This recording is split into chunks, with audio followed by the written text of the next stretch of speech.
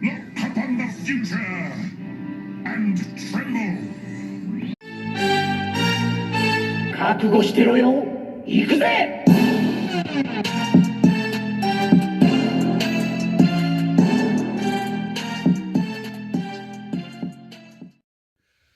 Welcome to Worldbreaker Coo's Reviews. I'm your host, Worldbreaker Coo, and today we are starting off things with a bang for the X-Men.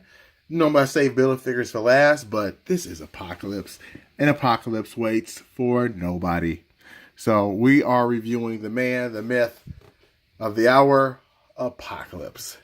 He is, without a doubt, my favorite pure villain for the X-Men.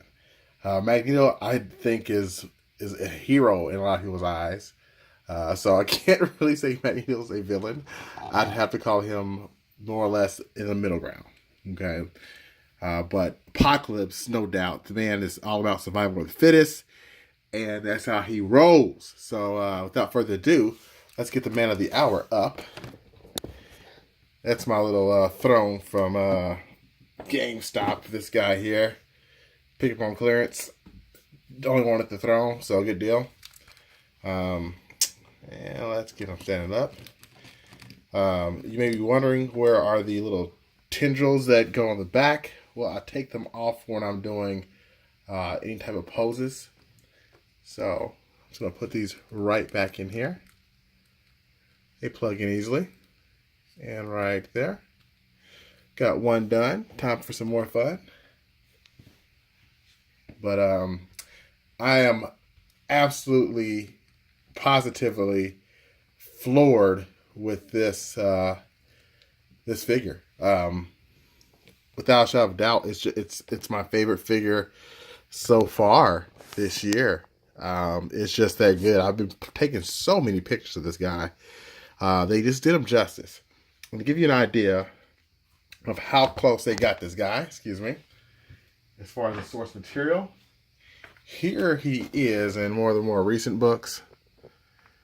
Okay. Pretty spot on. Pretty spot on if you ask me. Yeah, there's little grays and blues are a little bit different here and there, but pretty darn good. And I love the face. I mean, the face is so Apocalypse. I mean, he has different costumes and suits. You can see him talk together there.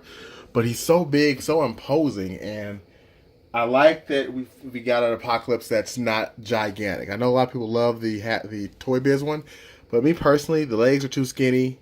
These aren't skinny legs. It's just too big. Like, you can't. When he increases his size, his molecular structure, that's fine. But for the most part, he doesn't fight like that all the time. So we need a piece like this, and he's got some cool shoulder pads here. A little marbleization and scratches here on mine, but that's fine.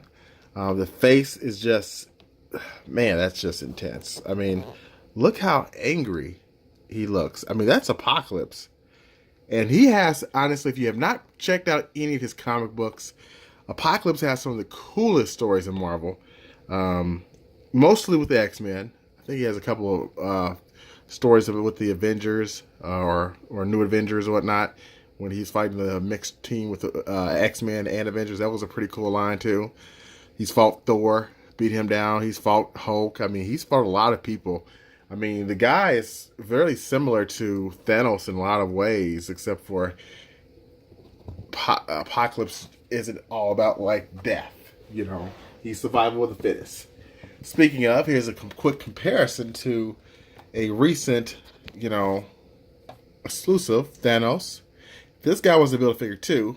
One of the smaller ones Hasbro's made, but I love this figure a lot too. But you can see the size difference, and I think that's probably about accurate.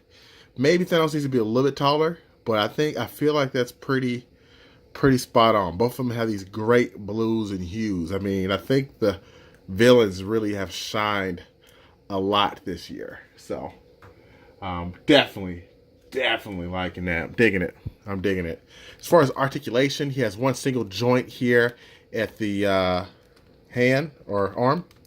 So yeah, it'd be nice to have some more articulation there. Doesn't come with any special wrist bits or drills or anything like that, which would be cool. But if you have the Build-A-Figure Warlock, You can pretty much put some of his tools on his hand, but it looks silly to me because it's like a different color. He's got he's got double knee joints, so he's got some nice range and movement for such a big Build-A-Figure, which I absolutely love.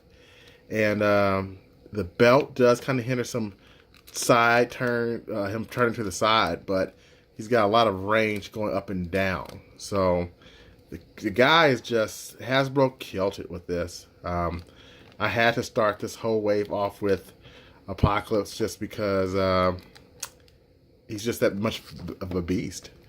What's that much of a beast? A couple more comparisons real quick.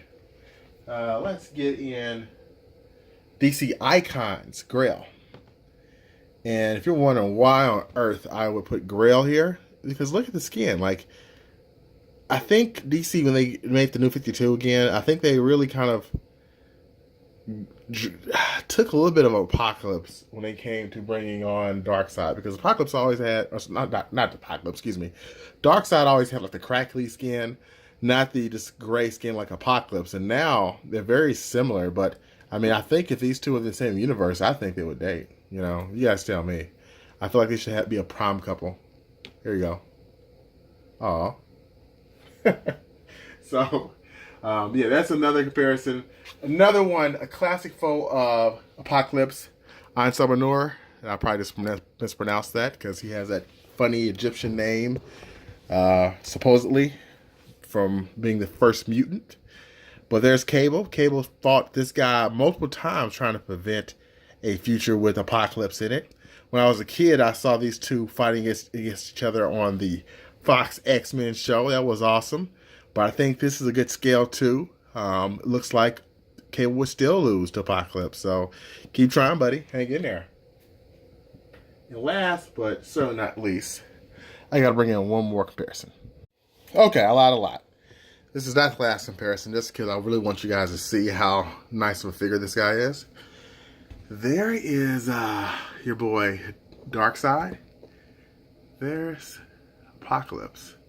You see the similarities when they redid Darkseid? I mean, if you look, if you squint your eyes, I mean, he's got some of the cracked skin there. He looks very similar to your boy Apocalypse, except for the lips. But yeah, so very, very cool. Overall, I love this figure. And again, Apocalypse has had some of the coolest stories that are near and dear to me. Another such story is Age of Apocalypse, and there he is there, where he basically took over the world, like in an alternate future where Xavier's son killed Xavier instead of Magneto, trying to stop what was going to happen. He accidentally killed Xavier, and it led to the Age of Apocalypse. And that was just a post-apocalyptic Mad Max, great epic. And Apocalypse has more than just that. He's also had other stories where he's had Hulk, the Horseman of the Apocalypse. Just you name it. There's all types of stories to check out with Apocalypse. Even when Archangel kind of became the avatar of Apocalypse in the X-Force series. So if you like this figure, you know, you'll love the stories even more, I'd say. So dare I say it, put this guy together if you can. If not, would I say, how much would I say he'd be worth if you just want to purchase Solo? Solo, I'd pay at least $70 for this guy. I mean, he's just, I feel like he is worth that. So yeah, so jump on it.